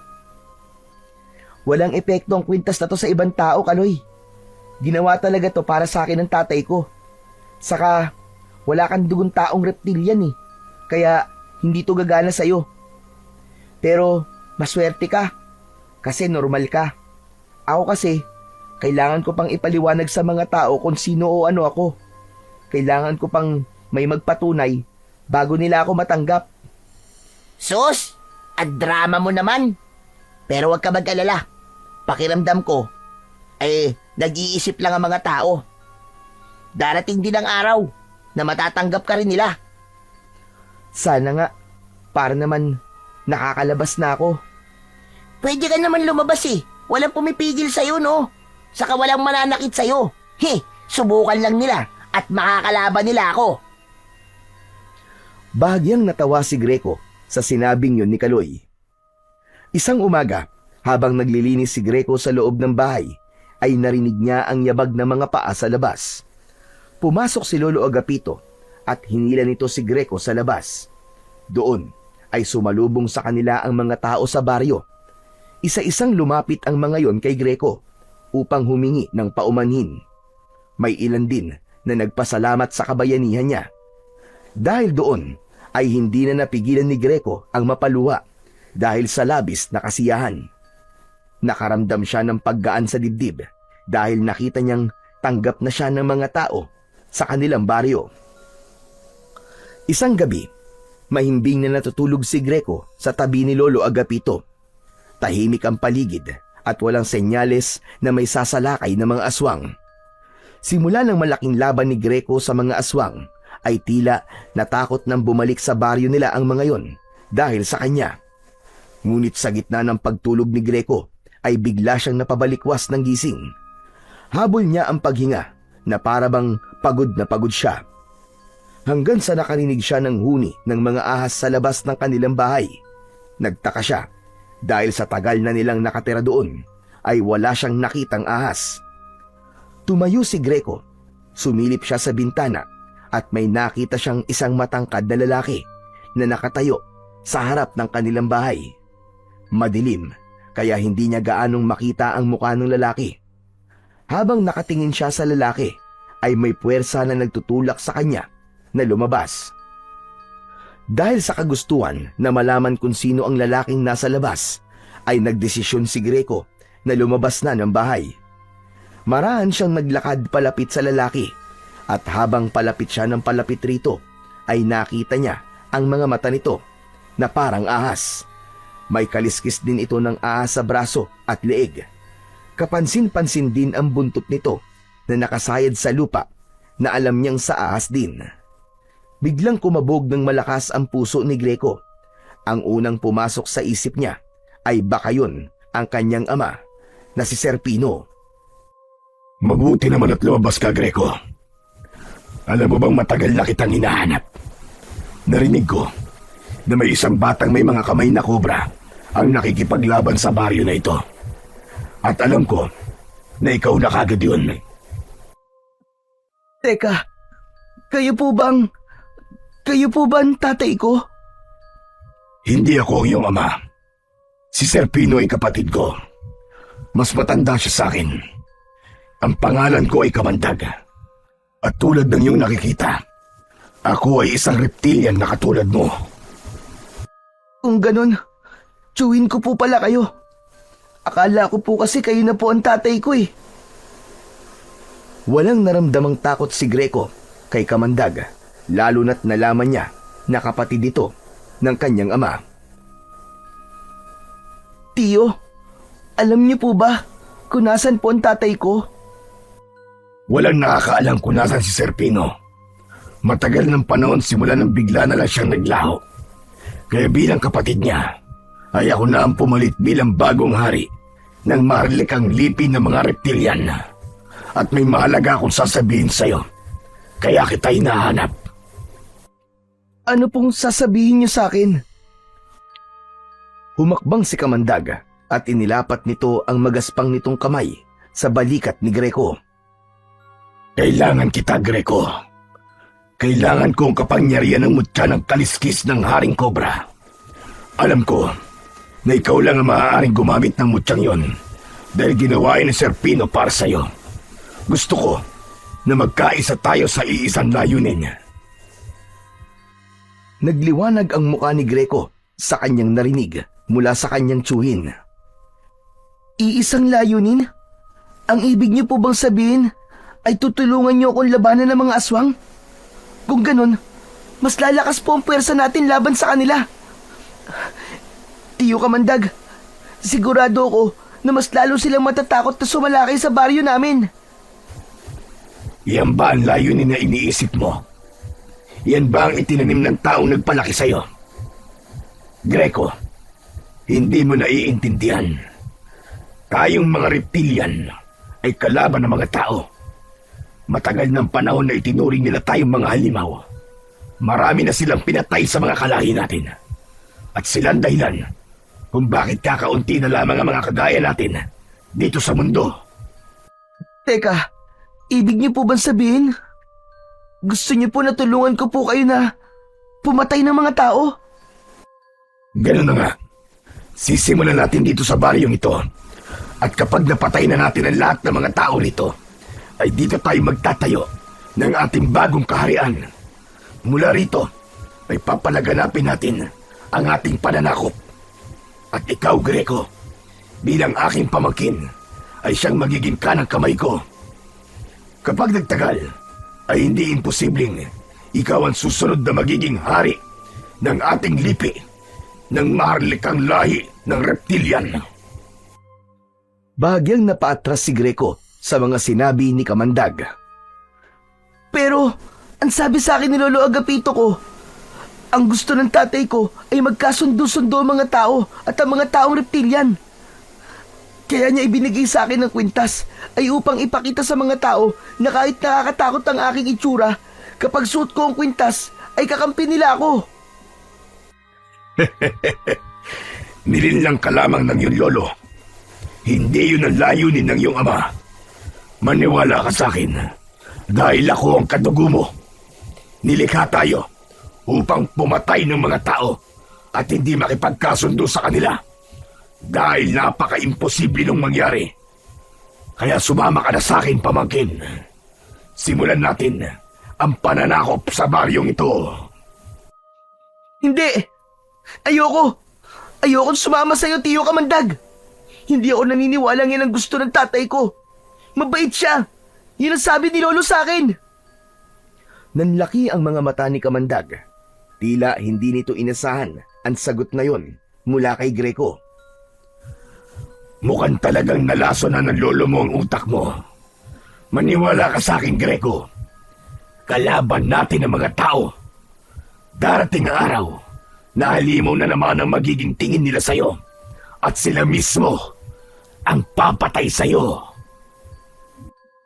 Kung sasakupin mo ang aming baryo at papatayin mo ang mga tao rito, ay handa akong kalimutan na kadugo kita. Lalabanan kita. Baka nakakalimutan mo na may dugo rin akong tao. At mas naniniwala ako sa lolo ko kaysa sa'yo na ngayon ko lang nakilala. Umalis ka na, Tiyo Kamandag, at huwag mo nang tangkain na bumalik pa rito. Dahil sa susunod na paghaharap natin, ay hindi na ako magpipigil na labanan ka. Pagsisisihan mo na hindi ka umanib sa akin, Greco. Ito ang tandaan mo. Hindi pa ito ang huling beses na magkikita tayo. Tumalikod na si Kamandag at naglakad palayo. Nang makalayo na ito, ay biglang naging ahas ang pang-ibabang katawan nito at mabilis itong gumapang hanggang sa tuluyan itong nawala sa paningin ni Greco. Hindi muna umalis si Greco sa kinatatayuan niya. Nanatili siyang nakatingin sa lugar kung saan nawala si Kamandag. Mabilis ang tibok ng kanyang puso. Sa kabila ng tapang na ipinakita niya kanina kay Kamandag, ay hindi niya kayang itanggi sa sarili ang takot na unti-unting bumabangon sa kanyang dibdib. Malakas ang pakiramdam niya na hindi pa rin tapos ang kaguluhan sa kanilang baryo dahil sa pagdating ni Kamandag doon ay tila isang panibagong dilubyo ang kailangan nilang harapin. Kinabukasan ng umaga, habang nag-aalmusal, ay agad na ikinuwento ni Greco kay Lolo Agapito ang tungkol kay Kamandag. Lahat ng napag-usapan nila ay ipinaalam niya sa kanyang lolo. Mabuti na lang at hindi ka naniwala sa mga sinabi ng Kamandag na yon. Hindi totoo na gusto ni Sir Pino na patayin ang mga tao. Ilang beses ko nakausap ang tatay mo noon, pero palagi niya sinasabi na wala siyang ibang nais kundi ang kapayapaan sa pagitan ng mga tao at ng mga reptilian. Kaya nga po, ang sabi niya, magkikita daw po kami ulit. Sigurado po ako na babalik siya dito. Wala po akong pakialam kung kailangan ko siyang labanan. Ang ikinakatakot ko lang po ay baka idamay niya kayo. Huwag mo akong alalahanin, Greco. Kaya ko ang sarili ko. Basta, kapag bumalik siya at subukan kanyang saktan, ay huwag kang magdadalawang isip na lumaban sa kanya. Matapang na tumango si Greco. Sa kabila ng takot niya sa nagbabantang kaguluhan sa baryo nila, ay pilit pa rin niyang nilalakasan ang kanyang loob. Alam niya na hindi siya nag-iisa sa laban na to, lalo na't ramdam na ramdam niya ang pagtanggap ng mga tao sa baryo nila sa kung ano o sino siya. Maghapon na hindi mapakali si Greco, pakiramdam niya, anumang sandali ay may masamang mangyayari. Isang hapon, bumisita si Kaloy sa bahay nila para makipaglaro. Naglaro sila ng holen sa harapan ng bahay ni Greco at hindi na nila namalayan ng oras. Kung hindi pa lumabas si Lolo Agapito, ay hindi sila hihinto sa paglalaro. Greco, apo! Nakahain na ang hapunan! Bukas na kayo maglaro ni Kaloy! Uuwi na pala ako, Greco. Gabi na pala. Kaloy, dito ka na kaya maghapunan? Marami naman akong niluto. Salamat na lang po, Lolo. Sa bahay na lang po. Nakakahiya po kasi. Lechong kawali ang ulam namin. Ay sige po, tara po. Kain na po tayo. Nauna pang pumasok si Kaloy sa bahay nila nang malaman nito kung ano ang ulam.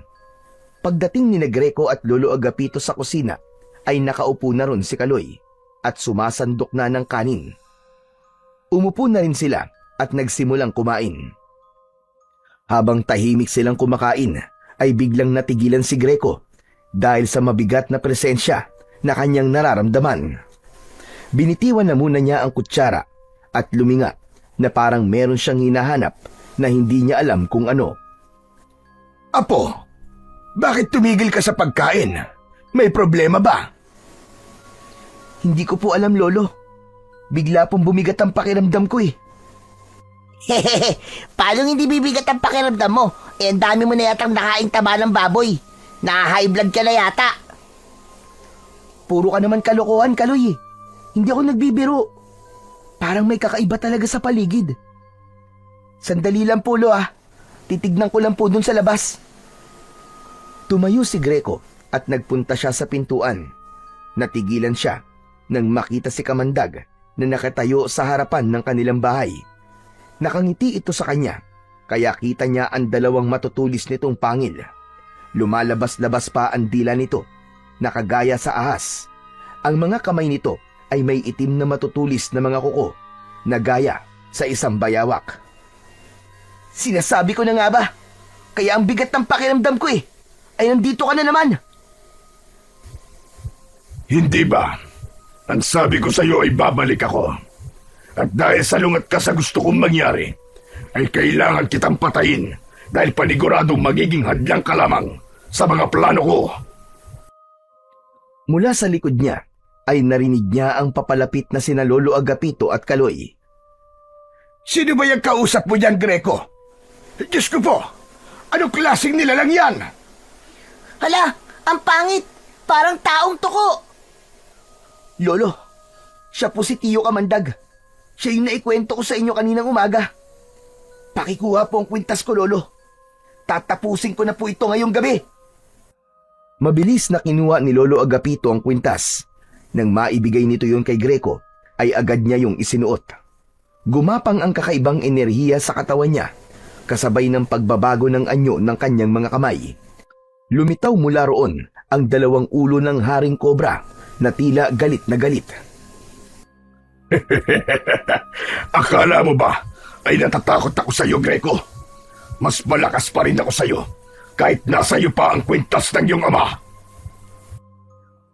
Huwag kang puro salita! Patunayan mo yung sinasabi mo sa gawa! Ngumisi si Kamandag. Hinubad nito ang damit nito at doon nila nakita ang nangingintab nitong katawan dahil sa kaliskis nito na gaya ng sa ahas. Nang biglang sumugod si Kamandag, ay hindi agad nakapag-isip si Greco. Isinalag niya ang braso niya sa matutulis na kuko ni Kamandag at napasigaw siya sa sakit. Nang masugatan siya nito, agad namang lumayo si Greco sa bahay nila upang hindi na madamay pa sina Lolo Agapito at Kaloy na takot na pinapanood ang kanilang laban. Muling umatake si Kamandag. Malakas siya nitong sinipa sa kanyang tiyan. Humagis siya at nagpagulong-gulong sa lupa. Napaubo si Greco. Lumapit sa kanya si Kamandag at sa isang iglap, tutusukin sana siya ng buntot nito, pero mabilis na nakaiwas si Greco. Gumulong siya pakaliwa at agad na tumayo. Simula pa lang, pero parang susuko ka na kagad, Greco. Anong susukod sinasabi mo? Nagsisimula pa lang mag-init ang katawan ko, kaya huwag kang maging kampante, Kamandag! Si Greco naman ang umatake. Tumakbo siya papunta kay Kamandag at nang bubugahan na nito ng Kamandag ng kamay niyang kobra ay mabilis na nahawakan ni Kamandag ang ulo ng ahas ni Greco. Hinila nito yon, sabay balibag kay Greco sa lupa. Tama na yan! Huwag mong papatayin ang apo ko! Huwag kang makialam dito, tanda. Matapos kong patayin ang apo mo, ay ikaw naman ang isusunod ko. Pati na yung batang katabi mo. Hala, bakit pati ako nadamay? Wala akong kinalaman dyan. Pilit na tumayo si Greco kahit masakit ang kanyang buong katawan.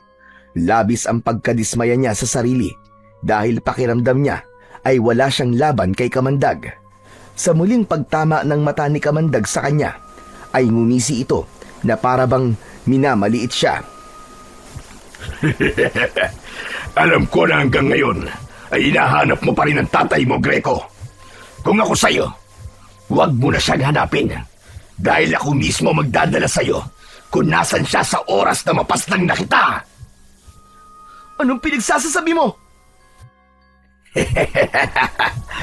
Matagal ko na siyang pinatay. Patay na si Serpino. Pinatay ko siya, liid sa kaalaman ng mga kalahi naming mga reptilian. Para ako na maging hari. Patay na ang tatay mo. Sayang nga lang, hindi mo nakita kung paano siya magmakaawa sa akin na huwag ko siyang paslangin dahil gusto ko pa niyang balikan. Nanlaki ang mga mata ni Greco. Sandaling tumigil ang mundo niya at isang matinding galit ang sumiklab sa kanyang puso. Hayop ka! Wala kang puso! Papatayin kita! Malakas na sumigaw si Greco. Kasabay ng matinding galit ay ang biglang pagbabago sa kanyang katawan. Naramdaman niya ang pag-init ng kanyang dugo. Umilaw ang kintas sa kanyang leeg at tila may enerhiyang dumaloy sa kanyang mga ugat. Unti-unting nabalot ng makintab na kaliskis ng ahas ang buong katawan niya. Mula leeg, dibdib, braso at hanggang sa paa. Napaluhod siya sa lupa habang tinutubuan siya ng isang mahabang buntot ng ahas sa kanyang likuran. Humihingal na tumayo si Greco na isa ng ganap na mandirigmang taong reptilian. Ang kanyang mga mata ay sobrang liwanag at kasing dilaw ng mata ng hari ng mga kobra. Umigkas ang dalawang kamay niyang kobra at lumabas ang mahahaba ng mga dila. Hindi! Hindi maaari! Tila naabot mo na ang rulok ng iyong kapangyarihan. Paano ito nangyari? At tapusin na kita, Kamandag! Sisiguraduhin ko na ikaw naman na magmamakaawa sa akin ngayon! Nang sumugod si Kamandag ay mataas na tumalon si Greco upang iwasan ito. Bumulusok si Greco papunta kay Kamandag at gamit ang kanyang buntot ay malakas niya tong hinampas sa katawan na naging dahilan para tumilapon si Kamandag at sumalpok sa isang puno. Hindi na nag-aksaya pa ng pagkakataon si Greco. Gumamit siya ng malalakas na kombinasyon ng pag-atake. Tinadyakan niya si Kamandag habang ang dalawang ahas niyang mga kamay ay walang tigil sa pagkagat dito. Sa bawat pag-atake ni Greco ay mas lalong nahihirapang makabangon si Kamandag. Hanggang sa itinaas ni Kamandag ang isang kamay. Tama na! Tama na! Susuko na ako, parang awa mo na, Greco! Huwag mo akong papatayin. Mawawala ng hari ang lipi ng mga taong reptilian kapag pinaslang mo ko! Ganyan din ba ang sinabi ng tatay ko sa'yo? Nung nagmamakaawa siya sa'yo, na huwag mo siyang papatayin! Itinutok ni Greco kay Kamandag ang dalawang ulo ng haring kobra. Sabay na bumukas ang bibig ng mga yon at binugahan si Kamandag ng kulay berding likido na diretsong bumalot sa buong katawan ni Kamandag. Nangisay si Kamandag habang sumisigaw sa labis na sakit. Unti-unti itong natunaw hanggang sa halos wala nang natira sa katawan nito. Napayuko si Greco. Ramdam pa rin niya ang init ng kanyang galit. Pero sa wakas ay natapos na ang laban nila ng kanyang tiyuhin na si Kamandag. At siya ang nagwagi. Nang lapitan si Greco ni Lolo Agapito at Kaloy ay sabay siyang niyakap ng dalawa. Tapos na, Apo! Tapos na! Nagtagumpay ka! Ipinagmamalaki kita, Apo! Tama po kayo, Lo. Hindi ko man po makakasama na si tatay. Ay alam ko pong naipaghiganti ko na po siya. Matapos siyang yakapin ng dalawa, ay hinubad na niya ang kwintas. Bumalik sa normal ang kanyang anyo. At dahil sa mga sugat at pagod sa natapos na laban, ay nawalan ng malay si Greco. Agad naman siyang sinalo ni Lolo Agapito at dinala sa loob ng kanilang bahay upang gamutin. Makalipas ang ilang linggo, matapos mamatay ni Kamandag, ay tuluyan ng nanumbalik ang katahimikan sa baryo ni Greco.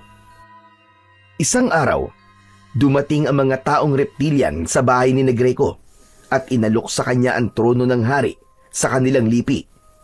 Ngunit tumanggi si Greco. Mas pinili niyang manatili sa mundo ng mga tao, sa piling ng kanyang lolo at ng mga taong natutong tumanggap sa kanya. Nirespeto ng mga taong reptilian ang kanyang desisyon. Mula noon, naging kakampi na sila ng mga tao sa pagprotekta sa baryo laban sa mga panganib na maaaring bumalik. Alam ni Greco na kung nasaan man ang tatay niya, ay napakasaya nito dahil yon ang kagustuhan nito, ang magkaroon ng pagkakaisa sa pagitan ng mga nilalang ng dalawang mundo. Hanggang sa magbinata si Greco, ay nasa pangangalaga pa rin niya ang kwintas na iniwan sa kanya ni Sir Pino. tahimik siyang namuhay bilang isang ordinaryong binata. Ngunit lagi siyang handa sa oras na muling magbanta ang mga nilalang ng kadiliman sa kanilang baryo.